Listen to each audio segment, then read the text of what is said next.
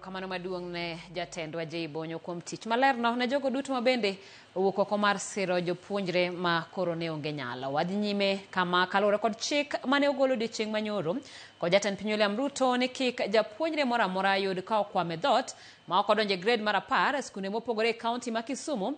Ne odhi nyime kod chenro mar rwako jopuonjre mane jonyuol otero kaka yor neno ni chik ma kamano chopo kare ma onge japuonjre ma owe oko. Millicent Adhiambo miyowa ler mathoth.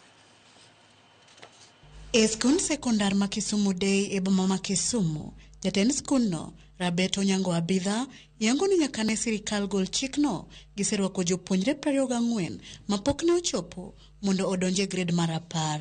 Nyaka ne mopap chakre Kisumu Day ka waseyudo 24, 24. 10 nyocha, 14 kawuono.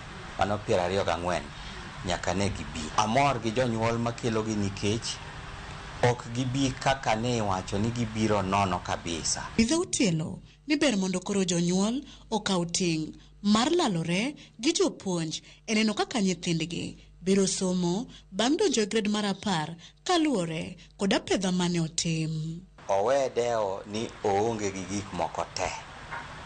Gima en godo no, owuogo dhi e skul kaka sirikal owachono mondo olos gi japuonj maduong' mondo giwinjre. Machielo, e skund sekondar ma Lions, Yudia Oyier, ma en jatend skundno, yango ni kata obedo ni chikno ber, skunde yudo midhiero ahinya, to sama moko kuom jonyuol tero nyithindo ka onge gimoro amora.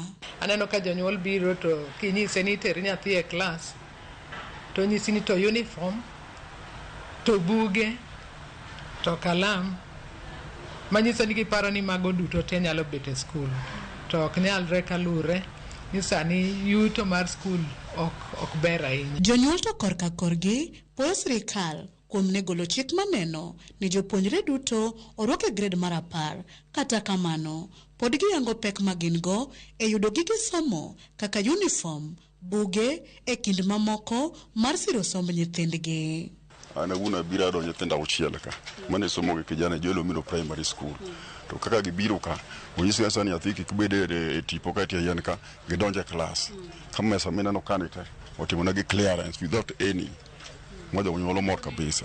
Kalo mi adonjo ka de onge sirkal ok da donjo ka nikech aonge kata sele kinda gi ngimana kata mabiro gi nyithindo kata metho mondi ok gimetho onge gima wachwako mamadho ka de usu kora kwaya ngama chunya ler ma Nyasaye donje chuny okonya. Jotend skunde tielo ni lalruok e sama chon e kind jokanyo duto kamoting'o skunde, jonyuol to kod sirikal dwarore mondo chenro mar neno ni jopuonjre te odhi e grade mar 10 ochopo kare kaka owinjore. Kane bed ni wawinjre maber ma wayiere ni an ng'at ma ja kibarua ayudo pesa every week anyalo kelo ni kata kamae. Ka jonyuol otimo kaka wawinjre kamano to ok wanyal bedo gi problem. Tindo moko dipo ka okoso puonj to higni mabiro dipo ka ngima ne obedo matek. Koro giwuog gi te skul machiegni gi dala, machiegni gi ot, wuogi mondo dhi wuogi jotelo mag skundego, winjruok biro betie. Gima nyalo jiwo nyiso janyuol mondo ng'e kik ibukra buka ni sirikal oselando niya wadhi wadhi Karombe. Ok wadhi Karombe kamano. Nyako mani buke kalam gi mag mondo nyathi odhi som. Education is the key. Mano makiny na kony ngima nyathi. Millicent Adhiambo, Ramogi TV, Kisumu County.